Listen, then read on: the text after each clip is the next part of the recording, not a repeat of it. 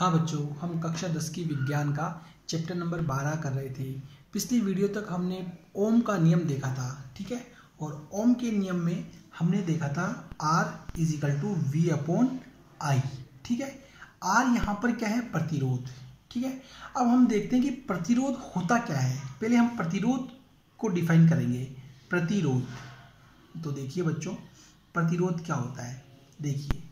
देखिए बच्चों, ये माना कि ये एक चालक तार है। क्या है ये? चालक तार है, करेक्ट। और हमें जानते हैं कि प्रत्येक पदार्थ प्रकृति में छोटे छोटे परमाणु से मिलकर के बना होता है, करेक्ट। तो माना कि ये तार एक ये वाला परमाणु, ये वाला परमाणु, ये वाला परमाणु, इस प्रकार छोटे छोटे इन परमाणुओं से क्या है? मिलकर के बना है, ठीक है। माना कि जब इस तार में हम इलेक्ट्रॉन को प्रवाहित करते हैं, ठीक है, तो ये इलेक्ट्रॉन जब इस तार में प्रवाहित होते हैं तो ये इलेक्ट्रॉन इन परमाणुओं से क्या करते हैं? टकराते हैं, ठीक है। ये इलेक्ट्रॉन फिर आगे गति करेगा, इससे टकराएगा, फिर आगे गति करेगा, इससे टकराएगा, फिर आगे गति करेगा, इससे टकराएगा। अर्थात इन परमाणुओं के द्वारा इस इलेक्ट्रॉन की गति में जो बाधा डाली जाती है, उस बाधा को ही हम क्या कहते हैं? प्रतिरोध, ठीक है। किससे कहते हैं? प्रतिरोध। ये चालक तार है। माना कि ये चालक तार छोटे छोटे परमाणु से मिलके बना है, क्योंकि प्रत्येक पदार्थ प्रकृति में छोटे परमाणु से मिलके बना होता है। तो ये चालक तार भी माना कि छोटे छोटे परमाणु से मिलकर के बना है। इन परमाणुओं के द्वारा इस इलेक्ट्रॉन की गति में जो रुकावट डाली जाती है, उस रुकावट को हम क्या कहते हैं? प्रतिरोध, करेक्ट। तो प्रतिरोध को हम ऐसे डिफाइन कर सकते हैं कि चालक तार में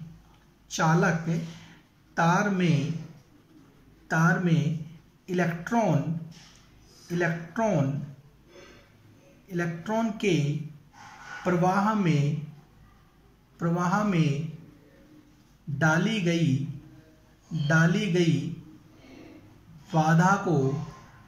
गई बाधा को प्रतिरोध कहते हैं, करेक्ट। प्रतिरोध कहते हैं इलेक्ट्रॉन के प्रवाह में डाली गई बाधा को, ठीक है। तो हम यहाँ ये लिख सकते हैं, चालक तार में इलेक्ट्रॉन के प्रवाह में परमाणु द्वारा, ठीक है, परमाणु के द्वारा डाली गई बाधा को हम प्रतिरोध कहते हैं। तो ये होता है बच्चों प्रतिरोध, करेक्ट। देखिए, हाँ बच्चों, अब हमारा अगला टॉपिक होता है कि प्रतिरोध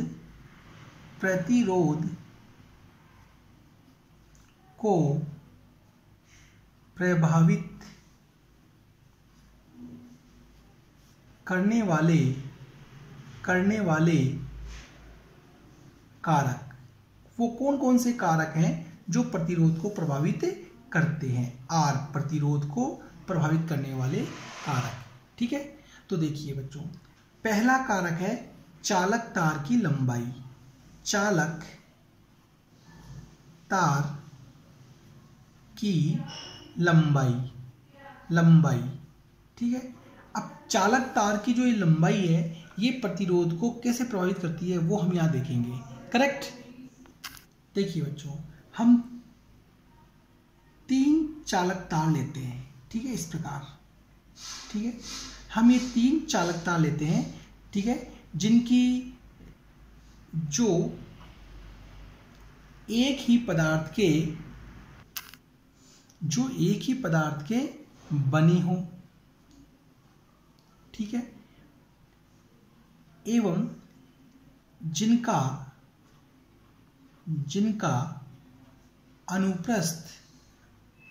अनुप्रस्थ काट क्षेत्रफल समान हो,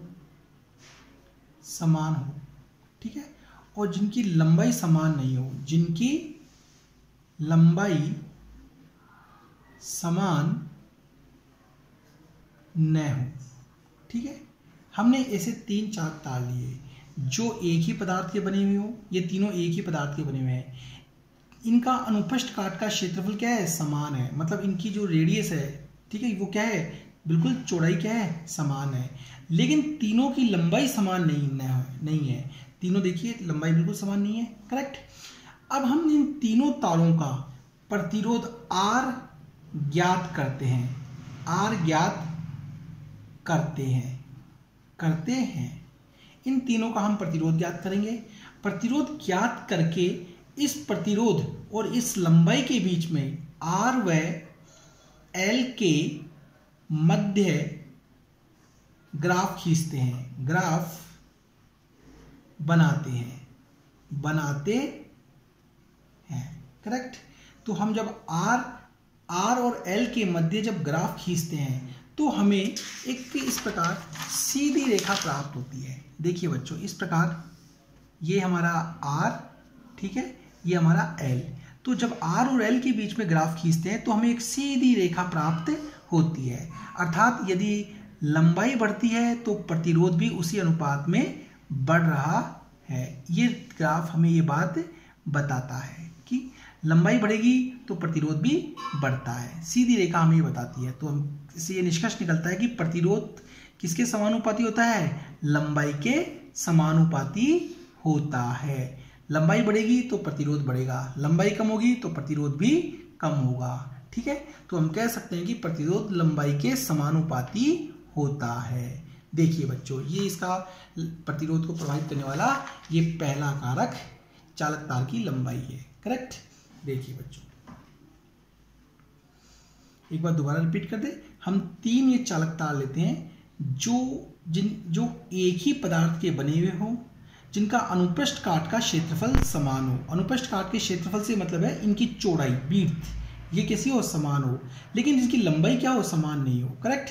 अब हम इनका प्रतिरोध ज्ञात करते हैं, R ज्ञात करते हैं। जब R ज्ञात हो जाए तो इस R और इसकी लंबाई के बीच में R व L के मध्य ग्राफ खींचते हैं। जब आप ग्राफ खींचते हो तो हम देखते हैं कि हमें एक सीधी रेखा प्राप्त होती है।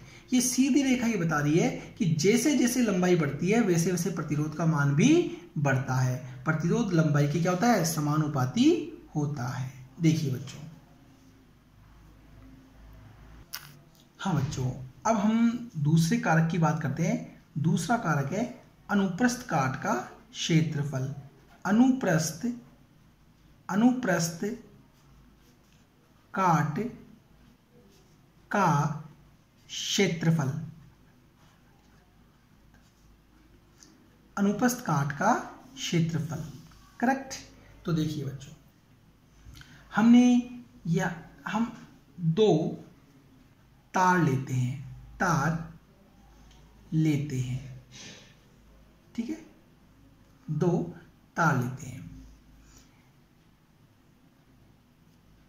देखिए इस प्रकार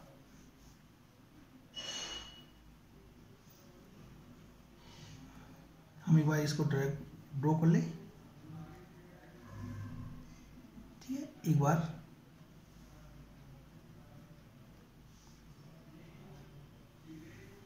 देखिए बच्चों, हम 2 तार लेते हैं, जैसे कि ये 2 तार, करेक्ट। इन दोनों जो तार हैं ये एक ही पदार्थ के बने हो, एक पदार्थ के बने हो, फर्स्ट बात। सेकंड, दोनों की लंबाई क्या हो, समान हो, दोनों की लंबाई समान हो, ठीक है। नेक्स्ट, लेकिन दोनों की जो चौड़ाई है वो मतलब अनुप्रस्थ काट का क्षेत्रफल। देखिए अनुप्रस्थ काट का क्षेत्रफल से क्या तात्पर्य है, इसकी हम बात करें तो इसका व्यास क्या है, ज्यादा, इसका व्यास क्या है, कम। अर्थात इसकी त्रिज्या क्या है, ज्यादा, इसकी त्रिज्या क्या है, कम। तो जब इनका क्षेत्रफल ज्ञात करेंगे तो इसका क्षेत्रफल क्या होगा, ज्यादा, इसका क्षेत्रफल कम। अर्थात अनुप्रस्थ काट के क्षेत्रफल से मतलब है इनके इस एरिया का क्षेत्रफल, करेक्ट। तो दोनों का क्षेत्रफल क्या है, यहाँ पे अलग अलग है। तो हम दोनों के अनुप्रस्थ काट का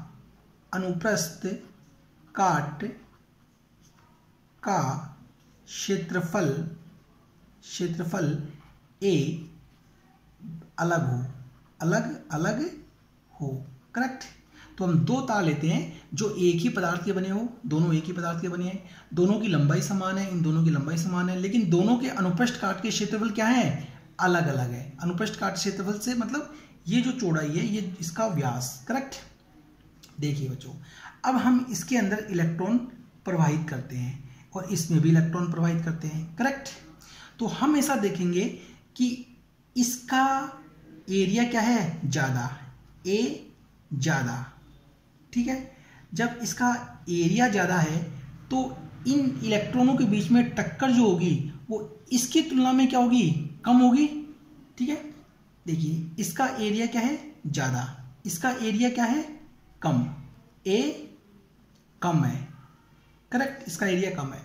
तो इसका एरिया ज़्यादा है तो इसमें जब इलेक्ट्रॉन प्रवाहित होंगे तो इनमें जो टक्कर होगी वो इस तार में प्रवाहित इलेक्ट्रॉनों की टक्कर से क्या होगी, कम, क्योंकि इसकी चौड़ाई ज़्यादा है, इलेक्ट्रॉनों के बीच टक्कर कम होगी, जबकि इसकी चौड़ाई कम होने से इलेक्ट्रॉनों के में टक्कर क्या होगी, ज़्यादा। तो हम यहाँ कह सकते हैं ए ज़्यादा होने से आर क्या हो गया, कम, ठीक है। क्योंकि जब इलेक्ट्रॉन प्रवाहित होंगे, परमाणु से टकराएंगे तो वो टक्कर क्या है, प्रतिरोध ही तो है, तो इसका प्रतिरोध क्या हो गया, कम, क्योंकि इलेक्ट्रॉनों की परमाणु से टक्कर क्या होगी, कम, परमाणु से टक्कर कम होगी मतलब प्रतिरोध क्या होगा, कम होगा।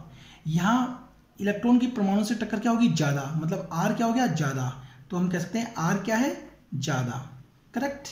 तो हमने देखा ए जब ज़्यादा होता है तो आर क्या हो गया, कम, और ए कम होता है तो आर क्या हो गया, ज़्यादा। तो इस आधार पे हम कह सकते हैं कि प्रतिरोध जो होता है वो अनुप्रस्थ काट के क्षेत्रफल के क्या होता है, व्युत्क्रमानुपाती होता है। अगर क्षेत्रफल ज़्यादा होगा तो प्रतिरोध कम होगा, प्रतिरोध कम होगा तो क्षेत्रफल ज़्यादा होगा, करेक्ट। तो इस प्रकार हम कह सकते हैं कि प्रतिरोध तार के अनुप्रस्थ काट के क्षेत्रफल के व्युत्क्रमानुपाती होगा। कब, जब तार एक ही पदार्थ के बने हो और उनकी लंबाई भी क्या हो, समान हो। देखिए बच्चों,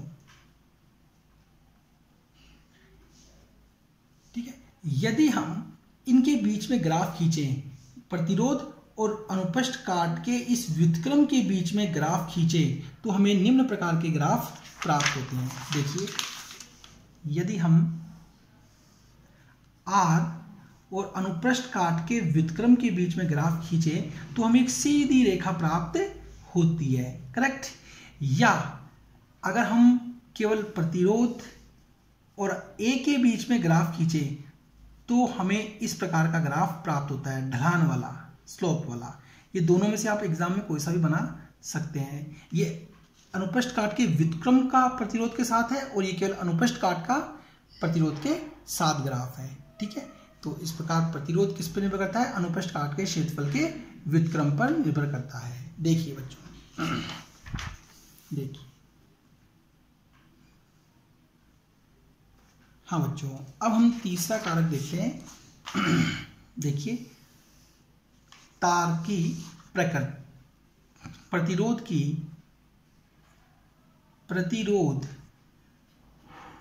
की ताप पर निर्भरता, प्रतिरोध की ताप पर निर्भरता। देखिए बच्चों, पहला, प्रतिरोध की ताप पर निर्भरता कैसे, देखिए कि कुछ धातुओं का ताप बढ़ाने पर प्रतिरोध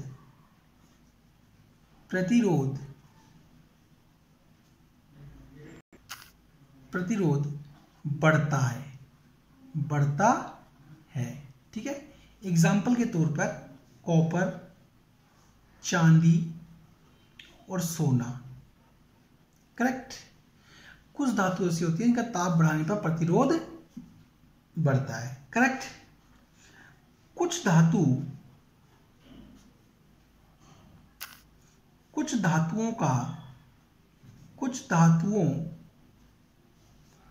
का ताप बढ़ाने पर प्रतिरोध कम होता है, कम होता है, होता है। एग्जाम्पल के तौर पे जर्मेनियम और सिलिकॉन, इनका ताप बढ़ाओगे तो इनका प्रतिरोध क्या होगा, कम होगा। करेक्ट। अब कुछ मिश्र धातुएं होती है, मिश्र धातु जिनका ताप परिवर्तित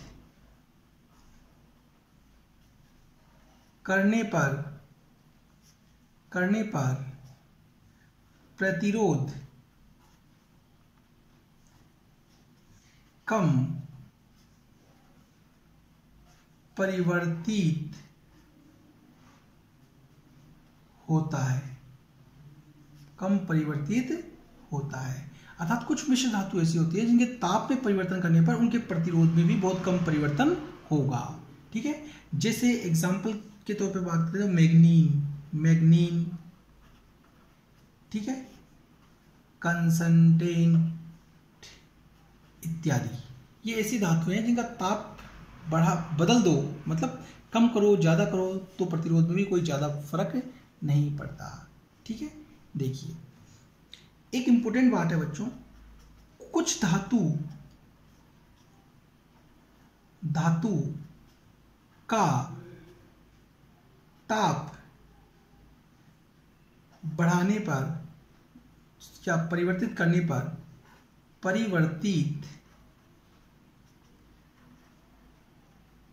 पर R शून्य हो जाता है, शून्य हो जाता है।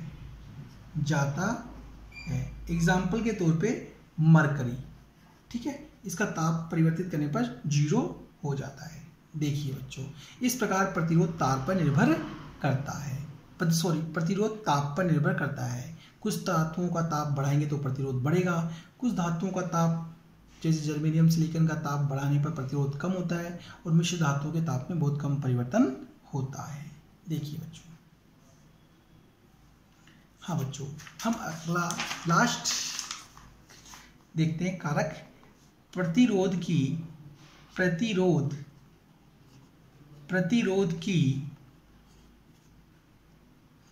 पदार्थ पर निर्भरता। ठीक है। देखिए प्रतिरोध पदार्थ पर कैसे निर्भर करता है वो हमने यहाँ 4 तार लिए, ठीक है, चारों तार, ये चारों तार जो है समान लंबाई के हो, ठीक है, और समान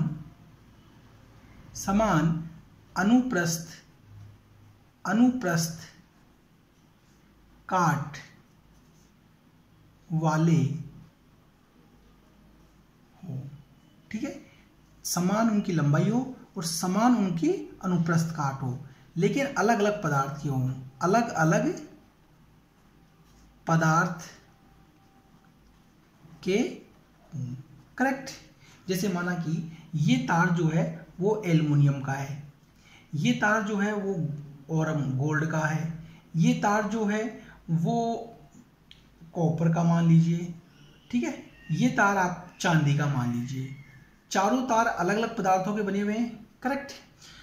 इन चारों का प्रतिरोध जब आप ज्ञात करोगे, ठीक है, तो इन चारों का प्रतिरोध ज्ञात करने पर आप देखोगे कि एल्युमिनियम का जो प्रतिरोध है, ठीक है, वो सबसे ज़्यादा है, उससे कम प्रतिरोध ओरम का मिलेगा, ठीक है, उससे कम प्रतिरोध आपको कॉपर का मिलेगा, ठीक है, और सबसे कम प्रतिरोध आपको सिल्वर का मिलेगा।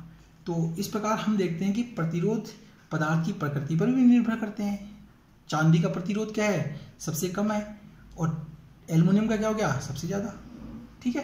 तो इस प्रकार समान लंबाई के और समान अनुप्रस्थ काट के लेकिन अलग अलग पदार्थों के तार हैं तो उनके प्रतिरोध भी क्या होंगे, अलग अलग होंगे। तो इस प्रकार बच्चों, ये इस प्रकार प्रतिरोध 4 बातों पर निर्भर करता है। ठीक है। देखिए, हाँ बच्चों, अब हम एक नया टॉपिक करते हैं,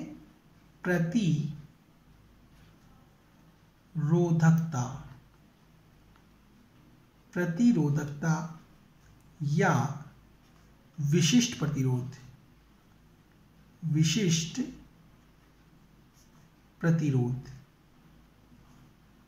ठीक है, देखिए अभी हम केवल प्रतिरोध की बात कर रहे थे, यहां पर है विशिष्ट प्रतिरोध। दोनों नाम अलग है, चीज एक ही है। करेक्ट, क्या होता है वो देखते हैं।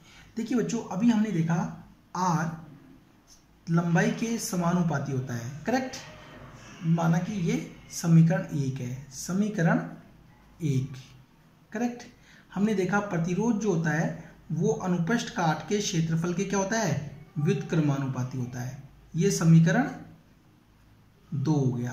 करेक्ट, समीकरण 1 और समीकरण 2 को मिलाने पर समीकरण 1 व 2 से, ठीक है, इन दोनों को यदि हम मिलाएं तो हम मिला करके इसको इस प्रकार लिख सकते हैं, L/A। प्रतिरोध लंबाई की क्या होता है, समानुपाती। प्रतिरोध लंबाई के समानुपाती है। प्रतिरोध A के क्या है, व्युत्क्रमानुपाती। A के व्युत्क्रमानुपाती है। दोनों को मर्ज कर दिया हमने। Correct, L। ये हो गया हमारा समीकरण 3। ओके, देखिए बच्चों, अब चूंकि फिजिक्स में इस समानुपाती के चिन्ह को हमें हटाना है, तो इसको हटाने के लिए इसकी जगह हमें कोई स्थिरांक काम में लेना होता है। तो यहाँ हम काम में लेते हैं R, इसको हटा के इजिकल टू चिन्ह लगाएंगे, रो L/A। करेक्ट, यहाँ जो रो है, रो यहाँ स्थिरांक है। क्या है ये, स्थिरांक। स्थिरांक का मतलब है कि इस रो की वैल्यू का इसकी लंबाई पर, अनुप्रस्थ काट के क्षेत्रफल पर, प्रतिरोध पर कोई प्रभाव नहीं पड़ता, इसलिए इसका मान क्या है, स्थिर। इसलिए इसको स्थिरांक कहा गया है। इसके मान का इन तीनों का कोई प्रभाव नहीं पड़ता। करेक्ट, तो रो क्या है यहाँ पे, स्थिरांक। या फिर रो यहाँ पर एक विशिष्ट प्रतिरोध भी है। रो यहाँ विशिष्ट प्रतिरोध भी है। विशिष्ट प्रतिरोध भी है। प्रतिरोध भी है। यहां रो एक स्थिरांक का काम भी करता है और रो यहां क्या है, एक विशिष्ट प्रतिरोध भी है। करेक्ट, अब देखिए बच्चों, यदि हमें रो की वैल्यू कैलकुलेट करनी हो तो ये फार्मूला इस प्रकार हो जाएगा, rho is equal to R into A/L। तो ये रो हमें इस फार्मूले से क्या हो गया, हमें रिसीव हुआ। देखिए बच्चों, तो इसको आगे देखें। देखिए, rho is equal to R into A/L, ये हमारा रो का फार्मूला में रिसीव हुआ। करेक्ट, अब इसके मात्रक की बात करते हैं। मात्रक, इसका मात्रक क्या है, देखिए रो R क्या है, R क्या है, प्रतिरोध, इंटू एरिया। एरिया के लिए हम मीटर स्क्वायर यूज में ले सकते हैं, अपॉन L क्या है, लंबाई। लंबाई के लिए हम मीटर लिखेंगे, मीटर। ठीक है, तो रो का प्रतिरोध या विशिष्ट प्रतिरोध का मात्रक क्या हो गया, प्रतिरोध into metre square upon metre. या फिर मीटर से मीटर स्क्वायर को डिवाइड, तो हमारा आंसर आ जाएगा प्रतिरोध इंटू मीटर। ठीक है, ये विशिष्ट प्रतिरोध का मात्रक हमें प्राप्त हुआ। करेक्ट, देखिए बच्चों, अब हमें प्रतिरोध की परिभाषा देखते हैं। तो माना कि रो बराबर R इंटू A/L होता है। यहां हमने माना R बराबर कितना है, 1 ओम, A बराबर कितना है, 1 मीटर स्क्वायर, और L बराबर कितना है, 1 मीटर। करेक्ट, इन मानों को इस फार्मूले में लगाएं तो देखिए R is equal to 1 ohm into 1 metre square upon 1 metre. ठीक है, देखिए जब हम इसको कैलकुलेट करेंगे तो हमारी रिजल्ट क्या आएगा, 1 आएगा। ठीक है, 1। तो ये हमारा क्या हो गया, प्रतिरोध की वैल्यू हमें रिसीव हुई, 1 प्रतिरोध इंटू ओम।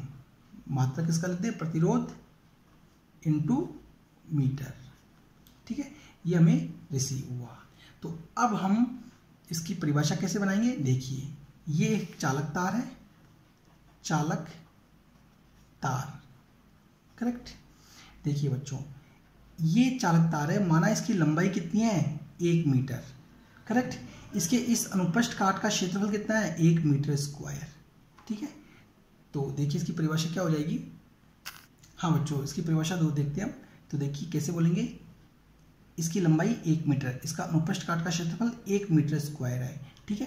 तो इसकी परिभाषा देखिए, इकाई लंबाई और इकाई अनुप्रस्थ काट वाले इस चालक तार का जो प्रतिरोध होगा वो प्रतिरोध ही क्या कहलाएगा, विशिष्ट प्रतिरोध। इस फार्मूले के ऊपर आइए, इकाई लंबाई और इकाई क्षेत्रफल वाले चालक तार का जो ये प्रतिरोध होता है, ये प्रतिरोध ही क्या कहलाएगा, विशिष्ट प्रतिरोध, करेक्ट। इस फार्मूले से इस परिभाषा को आप तैयार करो। इकाई लंबाई और इकाई अनुप्रस्थ काट वाले चालक तार का जो प्रतिरोध होता है वही विशिष्ट प्रतिरोध कहलाता है, ठीक है। क्योंकि इसकी इकाई हमने 1 मानी, ये भी 1 माना, कैलकुलेशन किया तो क्या है हमारे पास में 1, ठीक है। इस आधार पे ये होती है इसकी परिभाषा। तो हम इसको इस प्रकार लिख सकते हैं कि इकाई लंबाई व इकाई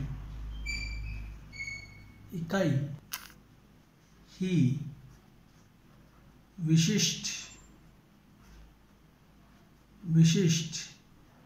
प्रतिरोध कहलाता है, करेक्ट। इकाई लंबाई और इकाई अनुप्रस्थ काट वाले चालक तार का प्रतिरोध ही विशिष्ट प्रतिरोध कहलाता है, करेक्ट। ये होता है विशिष्ट प्रतिरोध। देखिए बच्चों,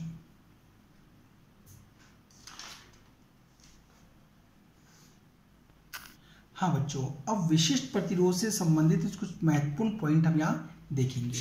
देखिए बच्चों, फर्स्ट पॉइंट, जो नोट मिश्र धातु का विशिष्ट प्रतिरोध ज्यादा होता है, जबकि यह जिन अवयवों से बना है उनका विशिष्ट प्रतिरोध कम होता है, ठीक है। तो मिश्र धातु का प्रतिरोध क्या होता है, ज्यादा, करेक्ट। इसीलिए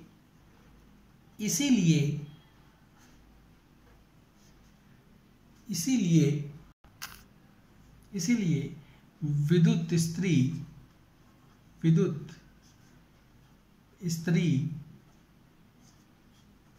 टोस्टर के तापन मिश्र धातु के बने होते हैं। विद्युत इस्त्री, विद्युत टोस्टर के जो तापन है वो मिश्र धातु के बने होते हैं, जिससे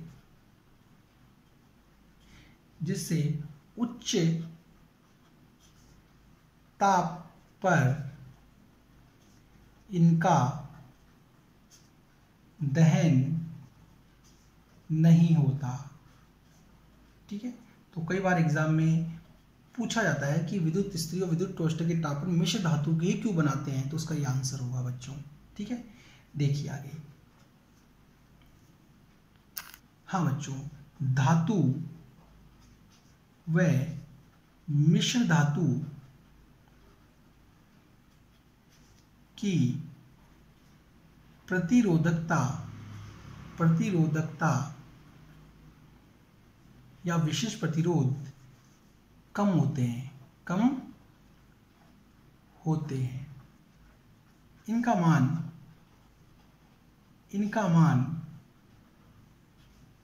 10⁻⁸ ओम m से 10⁻⁶ ओम m तक होता है।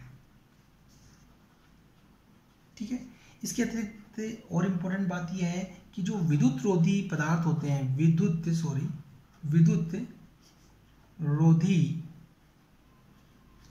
पदार्थ, ठीक है, जैसे कांच, रबड़ की प्रतिरोधकता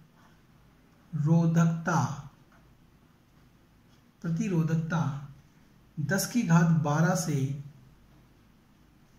10⁻17 ओम m होती है।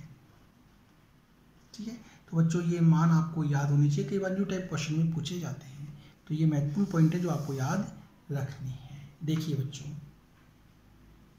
हाँ बच्चों, आज की वीडियो में हमने प्रतिरोध को प्रभावित करने वाले कारक और विशिष्ट प्रतिरोध के बारे में पढ़ा। ये टॉपिक आपको समझ में आया होगा, तो प्लीज़ इसे सब्सक्राइब करिएगा जिससे कि इस चैप्टर की अगली वीडियो हम समय पर आपको उपलब्ध करवा सकें। Thank you.